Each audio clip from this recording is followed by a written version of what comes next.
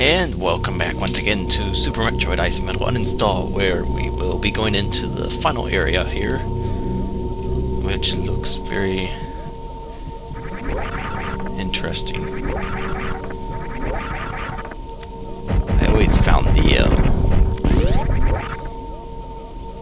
I thought the tiling in here, the different GFX or graphics, is a little bit strange, but it's alright. There's also a pretty cool room with these things, or something similar, because the blue things on the tiles there kind of look like wires and stuff. And these guys are pain. We're going to skip them because we can.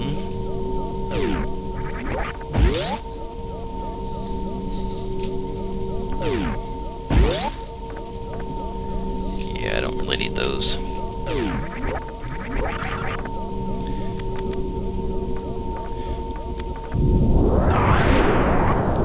Yet another little morph passage trick technique thing there that's not really that difficult. And yes, the sand is quite solid.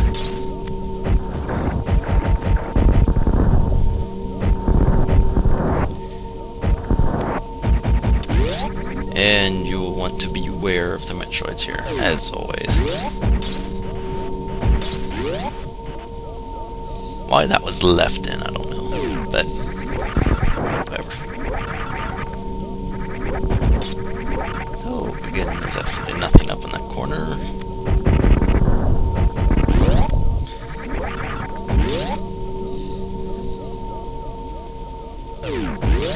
We just saved it a little bit ago, so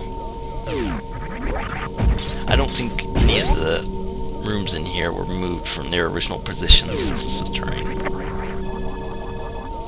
I think all the saves and the stuff are in there, so are in their original positions. Saves are easier to do that way, because then you don't have to change anything with the rooms. They're in the same exact spot. Otherwise you have to change a bunch of numbers, which can be kind of confusing at first. Once you get the hang of it, it's like everything else, it's not that bad.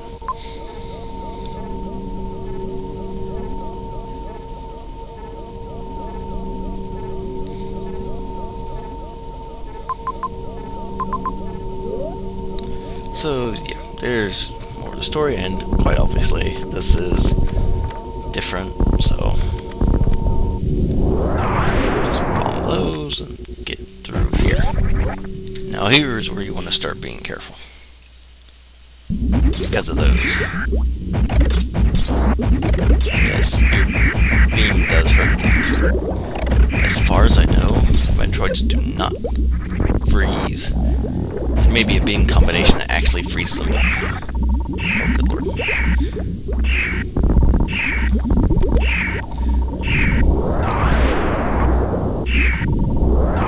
These power bombs still hurt.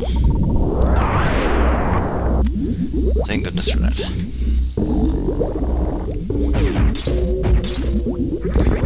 And of course, the Rinkas don't help in efforts to dodge these things, but screw attack is very good to pick up because they can latch onto you while you're in screw attack mode, so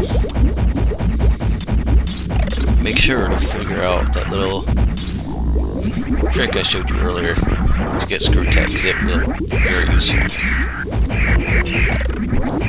Obviously when you get them in a pattern like that where you can just jump over and run underneath, that's preferable, but like, there's just, oh, that was really good, but there's just some instances where screw attack is just really, really handy in dodging these guys, so if you could figure out how to get it done, go ahead and this Metroid is, geez, let's well, yeah, I need to go through the door first. We'll just start laying power bombs on it.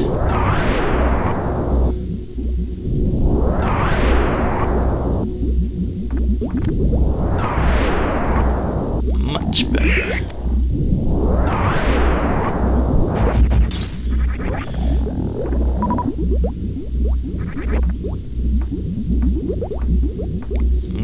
So, yeah.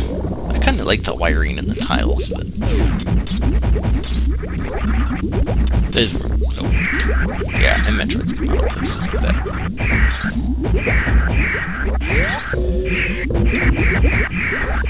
Come on now, that's right. And more of these Metroids, which you've probably noticed don't quite look the same, so there's a little bit of editing to their tiles.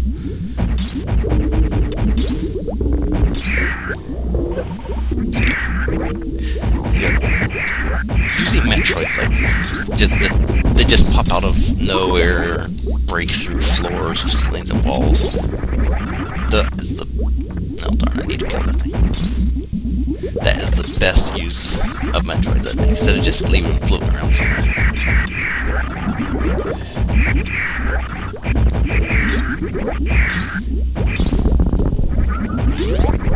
Okay, apparently that door's still locked. But yeah, having Metroids break through walls and ceilings and stuff, that's really, really good. I like it. Now, obviously, Terrain did not have 3 save stations in the original, so I may be wrong about them being in the same spot. But yeah, this is the room that has all these wires like this. It's really bad. Too bad Screw Attack doesn't hurt these things, because you have to destroy all these things. Apparently, charge shots don't work.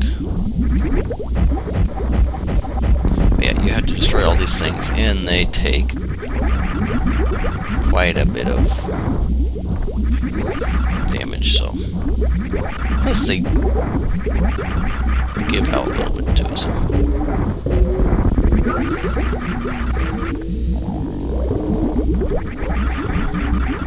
get you back over into my safe spot.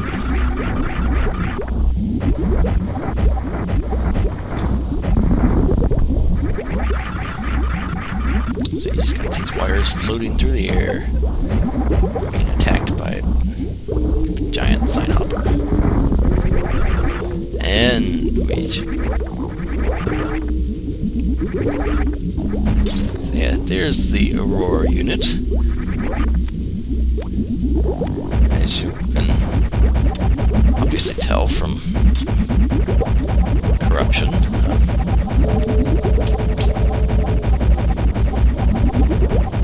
It's a little cheap, but it's a good technique, I think. Oh.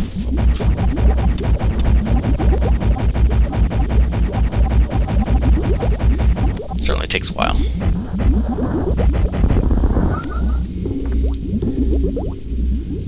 So yeah, that is the Aurora unit we are supposed to deal with somehow. And the way we deal with it is actually very, very interesting. Just another one of these guys.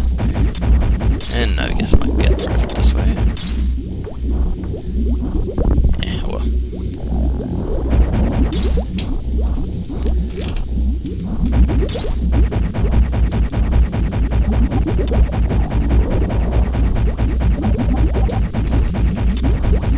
Well, that's not really getting me anywhere. So yeah, there's the base, and in the base is this energy tank, which I find is kind of interesting. The reason I say that is because, you know, the Zebatites obviously had something to do with, I think, feeding Mother Brain. And so you destroy those in the original Super, and then you'd be able to fight the Mother Brain. And this one's an Aurora unit, but it has an energy tank in the base that you unplug and give it to yourself, which I guess shuts it off. So it's all very, very interesting how that's done. So anyway, now on to the elevators being stuck. And there's obviously something right there.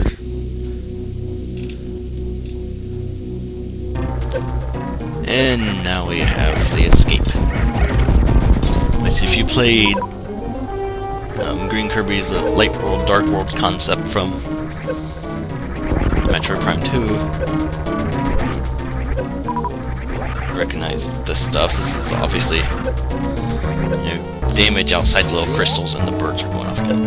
And the little light things heal you up just like echoes.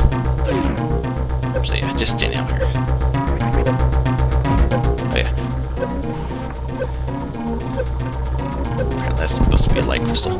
But yeah, that room's acid actually I think used to be higher, but there were some issues with that, and so oops, didn't mean to hit the headset there. But there were some issues with that, and so I guess Kirby just lowered the acid to make it easier to get through. So this is actually the spot where you would collect Charge Beam, because Charge Beam is absolutely vital to defeating this guy, unless you're like a TAS or something. I don't know, you could probably do it in real time. But basically, the missile refill thing is a lie, don't do it. Your Plasma SBA is by far the best option. I don't think anybody's found a better option for it.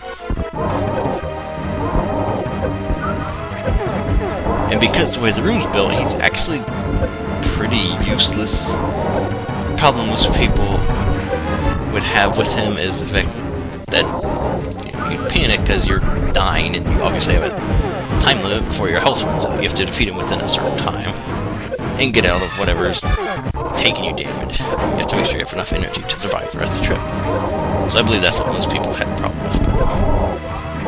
Because when you get to a spot, yeah, I need to know already. But when you get to a spot like this where you're dying and there's like no way out except to defeat a boss, that really isn't that difficult. You still, it's in the back of your mind. You're on a countdown. You know, you have to get this done. You have to be able to pass the boss, pass whatever's behind it, and be able to survive that. So, kind of induces a little panic.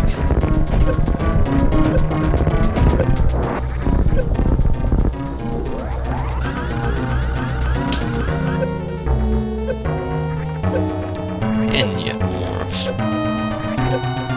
interesting concept. No, I don't want to be spiked to death. Onwards and upwards and out to the landing site with rainbow-colored rain, and that is the end of Super Metroid Ice Metal Uninstall. So, hopefully you enjoyed it, and hopefully I collected a bit more than I did last time, so I'm hoping we've got something good coming up here. As for saving the animals, I actually don't know if that's possible. I don't think I've ever actually checked. Which is kind of strange, because there isn't really a time limit. So, I don't know. It could be possible, I don't know. A giant glowing mushroom cloud. And the planet blows up the same way as every other planet blows up. 314, so won't get the best ending, but oh well. And now let's check out our... This is probably the first time I think I've gotten this ending, except for maybe Super Zero Mission, where I'd spent forever. Well, I may be failing. Yeah, no, I spent longer than that on failing. So this is the first one, never mind. Okay. Item percentage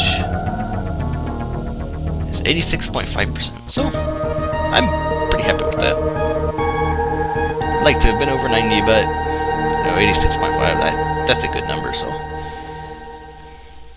I'm not too ashamed of that, especially after I got like high 50s, low 60s last time I played it. So anyway, I hope you enjoyed it, and hopefully see me for the next installment of whatever else I end up doing. So until then, I hope you have a good day.